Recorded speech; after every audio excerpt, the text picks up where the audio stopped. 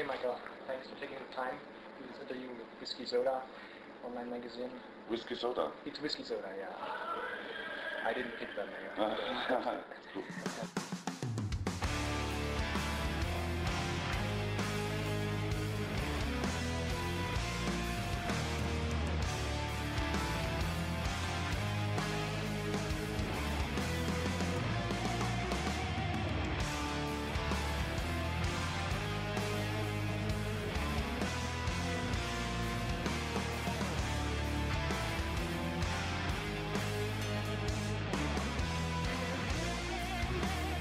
Normally I don't relate titles and stuff back to what's going on with the band, to be honest. And that wasn't really my intention, but the more I thought about the title once I came up with it, it's like, wow, that's what we should have, you know, it really works, you know. We're a very happy band now. And everybody's so involved, you know, everybody's taking care of their position in the band, you know. And it also makes me more of a happy leader, I guess. That everybody's so, they're in charge of their position in the band, and they know what they're supposed to do, you know. Okay. And well, that's different, like in a way? Yeah, it was a little bit different, you know. Martin Lopez was so, how do you say, turbulent, in a way. In many ways actually, in his personal, you know, that's just how he was as a person, or how he is as a person. And playing with him was fantastic sometimes, and other times it wasn't. I didn't enjoy it, you know. He was such a feel type of player. If he didn't feel like playing, he didn't play well, I think, you know. And as he got ill, you know, he started to feel he got all these sorts of problems, you know. He didn't really want to play. And Peter became a little bit of a shadow, if you know what I mean. He wasn't taking the part of a lead guitar player like I wanted him to. He was just in the background a little bit. He didn't write music anymore, and he didn't get involved, and he was more like a little bit staged, you know. He helped me with interviews and stuff like that, and he was an important guy for the fans because the fans loved him, you know. And he's a great person, you know, he's a great guy, but he didn't really contribute so much to the actual music, to the creative process of the band. And I think he basically felt left out. And as a result of all this, you know, I was a little bit like, sometimes I felt I was doing so much work without any influence from the other guys. And like they did, you know, they didn't really, I think they cared, you know, but it didn't feel like that to me. But now it's a completely different band, you know. It's like, you know, first and foremost, we play better, we sound better than ever. It's amazing, you know, for us to, we were playing some of the older songs with this new lineup, and we were just looking, especially me and Mendes, looking at each other, wow, we never sounded as good. I hope this comes across when we play live. And sure enough, it did. People who have been defending their love for what they call the old lineup, like Peter was, you know, it's not Opeth anymore, or whatever, without Peter and Lopez, actually had to say, wow, it sounds so much better, you know. And the creativity hasn't been hurt by guys leaving, you know. On the contrary, actually. So now I didn't like the fact, obviously, that they were leaving. I don't like to have lineup change, but now I couldn't be happier. So that was good. Coming back to your question, that felt like a fitting title because of the new band, but there was also the lyrical ideas I had. Felt like it was new to me. And so same with the music in many ways, was like reinventing myself a little bit. No, I can't say I regret it, you know. There was no need for one really, to be honest, you know, but we once we did the Nation album, we had some keyboards, and we're going on tour. I asked Pat if he wanted to play with us, and we were starting to play some songs off of the older albums.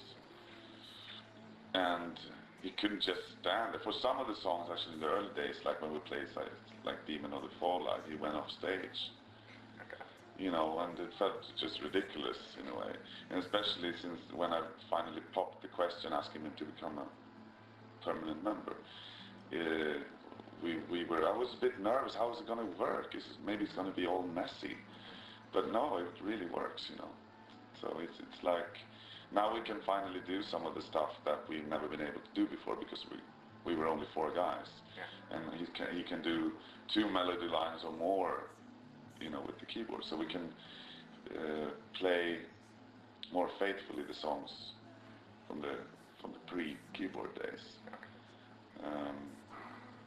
But I can't say I regret, you know. But I also think it sounds, you know, the old songs sound better. Like if we have a rehearsal, say he can't come, and we're playing, say, Deliverance or stuff that didn't have keyboards, it feels like something's missing now, if he's not playing.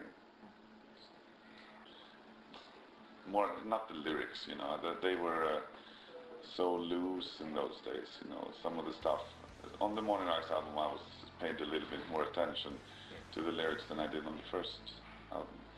But there are riffs, you know.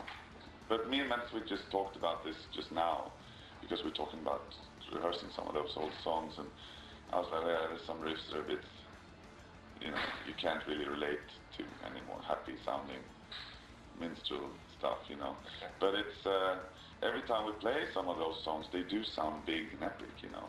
It's more that the way the album was recorded. I think the songs come across, those songs, and in many ways all our songs, but especially those type of songs come across better live. And because I just think it sounds so weak in some parts on the album. It doesn't sound the way I had it pictured in my head. But when we play it live, it kind of comes back to life, if you know what I mean. Yeah. Unlistenable is maybe a little bit unfair, but less good. Okay. At least for me. You know. It's become part of the show for some people. And I'm not sure I want that, you know. But I also, with that said, I want the freedom to be able to say whatever I want, and it's mostly stupid shit, you know. But it makes the show a little bit more kind of relaxed, and I think the crowd feels a bit more included in the show. And it kind of puts us down on a street level. It doesn't, you know, I don't like the idea of being like the big rock stars on stage, you know. Okay. So it's, I like it, you know, but I would never practice a joke or prepare a joke ever. Okay. So all of it's spontaneous, and you know, as I said, it's just something that happened. Okay. Yeah, it's a little bit of a double-edged sword, as they say. Okay. Like once I started saying funny stuff, it kind of demystifies us in a way. And I'm used to, but the music is very serious to me, you know. But being on tour, it's so much of that, like heavy metal cliches going on and stupid things that happen, and people expect you to be a certain way, but I don't want to be like everybody else, you know. Like heavy metal is stupid, you know, and it's fun. You should take the piss out of it. And that's mostly what I'm doing, you know. I talk a lot about heavy metal, but it's in many ways it's a big celebration of metal music, especially the stuff I grew up with, you know, or we all grew up with. And it's also, as I said, I think I said before, I can't relate to the rock star way, you know, like how bands generally talk to the crowd in between the songs, like, fuck yeah, that's fucking, you know, I'm not that guy, you know. So I just decided to talk about the shit, you know. But metal is, you know, most bands definitely don't have any distance to what they're doing, you know. We do, but the music, it's like, as I said, it's like on one side the music is super serious to me, and there's no compromising, there's nothing jokingly done with the music, you know. I don't want people to listen to it and think it's a joke. But as persons, we're just like any other guy, you know, we like to have fun. Of course, you know, I'm very nostalgic, you know. But the thing is, we haven't really changed that much as persons, you know. It's everything around us that changed. We haven't really changed that much, you know. Obviously now there's things we expect when we come to a place, you know. We expect certain things to be a little bit better than maybe they used to be 15 years ago. But it's a cooperation in many ways. It's sickening in a way, but it's as long as we keep our heads cool, and you know, it's been our popularity has been so slow and gradual that we barely noticed how we got bigger and more popular, if you know what I mean. So it hasn't affected us so much. I definitely prefer what we have now to what we had then, because this has always been like, what we're doing now is what we've been working for during all these years, you know. And we haven't really compromised our music in any way in order to fit in better, or just because we're more popular now, we're not trying to adapt to whatever we think might be take us to the next level after that, you know. That's never been the case, you know. Like the Cookie Monster vocals, for example. Yeah, well, you know, I think a lot of people ask me, like, if you're going to drop those, you'll probably be a bigger band, you know.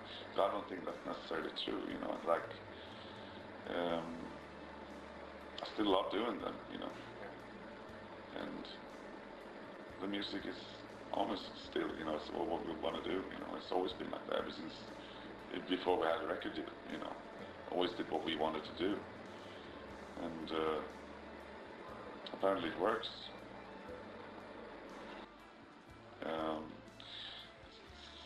I don't know, I don't really listen that much to like new metal bands. I listen a lot to metal, but not new stuff. Okay. I think I lost interest, and I find it hard for me to be excited about something metal. I can be excited because it's heavy, because there's so many bands that are heavy. Yeah. I can be excited if it's fast, if it's a good production, if it's a good vocalist or a good guitar player. It has to offer something else for me. Because I've listened to so many different kinds of music, I can always trace anything back. You play me a new metal record, I can probably trace it back to something that I like better. You know, but with that said, I obviously haven't heard every metal album that's been released, but every time I hear something, it's like, I'm like, what the fuck are they doing? There's no, in many ways, I can't hear what they're trying to achieve. Okay. And it's like so many bands just rely on tuning down the guitar and having a heavy production, heavy sound on the record. And there's no finesse, and I guess that's what I'm after. Okay. Something that made me go, ooh, that was cool. Okay. Some bands still, you know, do it, but like new bands, I don't really know. But like if I hear like a Tool record, it's always interesting for me to listen to. But it's not like a band I listen to every day. But it's like, oh, it's a bit interesting. Yeah. And